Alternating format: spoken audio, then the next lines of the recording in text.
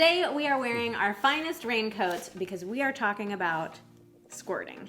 It is official, squirting has become a thing. So as a sex therapist, even up until like just a couple of years ago, the only messages that I would get about squirting were about how to stop squirting. Like vulva owners, women, they were embarrassed that they were squirting and they wanted to stop doing it. But now everybody wants to know how to squirt, how to make their partner squirt. It's really become a whole thing. But do you even know what squirting actually is? Is it something everyone's capable of doing? Should you be trying to have it? That is what we are going to get into in today's video. Whoa, where'd those raincoats go? All right, but before we get into all that good stuff, we do want to introduce ourselves. This is Vanessa. I'm Xander Marin. Vanessa's a sex therapist. I'm a regular dude. We've been together for 14 years now.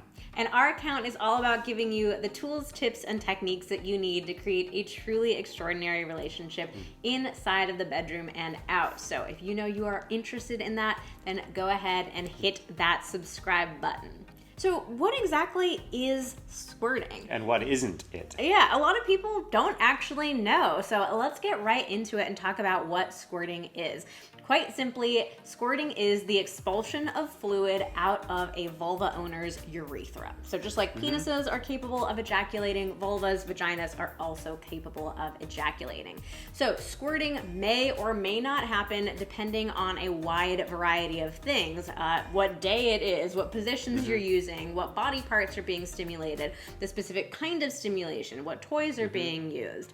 The most important things to know about squirting, two things. Number one is that it is not urine. There's a lot of confusion about this. The fluid that's being expelled comes from the Skene's glands and it passes through the urethra, so there are tiny traces of urine in it, but it's not urine itself.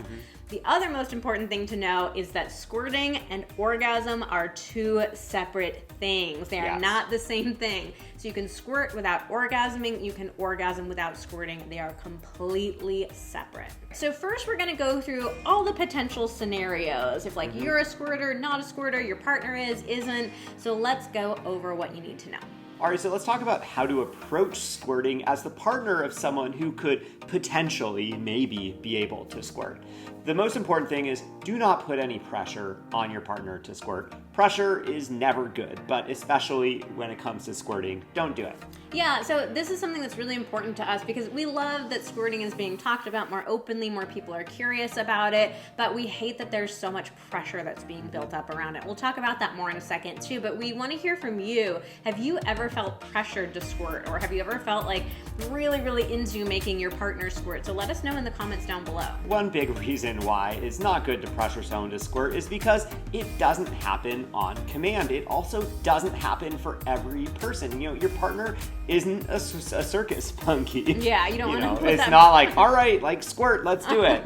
That's not how it works. So, you only want to explore squirting if your partner is genuinely curious to learn how to squirt, or they do squirt and they enjoy doing it. Yeah, so let them take the lead there. If they are interested in squirting, then cool, you can be a supportive partner, but it's not very supportive to like tell your partner, like, okay, I want to make you squirt. Let's figure out how to do it. Let's do it, and create all that pressure on them. Yeah, it's sex in general. The focus should be on pleasure and not like the specific way the pleasure happens. Like, oh, the only way I'm going to feel good is if I see you squirting. Like that's not cool. Yeah.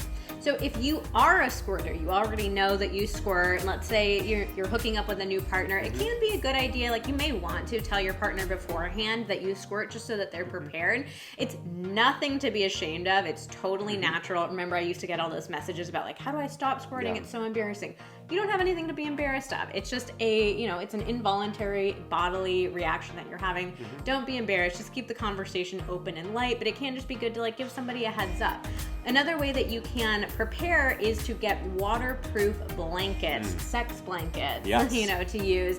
So one of the challenges that people who do squirt, one of the challenges that they have is that sometimes it can be a lot of liquid, and it can like soak through sheets, through bedding, even into the mattress, and sometimes that can be a little bit of a pain, especially if it's like late at night. You don't want to have to like strip the whole bed. We want to be super careful here. Like, there's nothing shameful about having bodily fluids around. Like, it's so natural and normal, but there Part can of be sex. Yeah, sometimes it can be a little bit of an annoyance, like, oh, I don't want to sleep on the wet mattress, but it's already late at night. So sex blankets, waterproof blankets are such a great way to prevent this from happening. It just makes the cleanup super easy.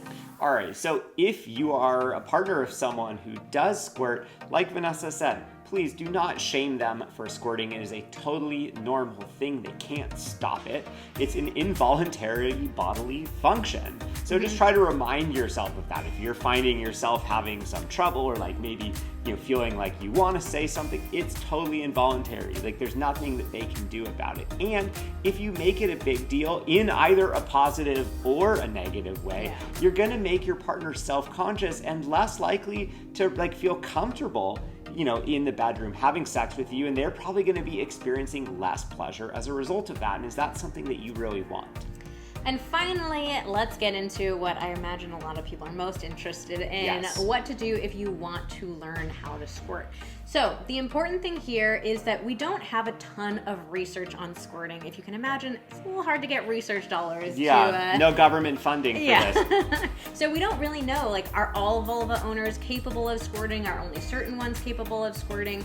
But there are some things that you can do to try to explore it and see if your body is capable of it. And again, make sure you're only doing this if you feel genuinely excited and curious about it, rather than feeling like it's something you're supposed to do or you have to do.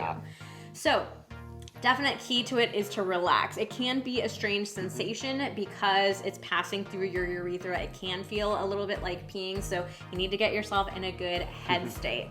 Doing pelvic floor exercises like Kegels can also really help, and you're definitely going to want to focus on the G-spot. So to find that G-spot, you want to insert a finger, have your partner insert their fingers and make like a come here motion, so they're rubbing against the top of your vaginal canal. The G-spot's sort of a misnomer. It's not actually a spot. We have some other videos about this, which we will link to in the description box, but that general area, it's actually the interior portion of the clitoris, that can be very sensitive, and that can be what leads to squirting. So you definitely want to explore that. Toys can be really beneficial, especially toys that can do a lot of firm pressure, because you want to have like firm, tight, high pressure movements going on with it. And finally, don't feel bad if you can't squirt. Like, it definitely takes time to learn how to. Again, we're not sure if all vulva owners are capable of doing it, so please don't let this turn into a source of shame for you. All right, so that wraps up our video on squirting. Now, one thing that we have noticed is that a lot of vulva owners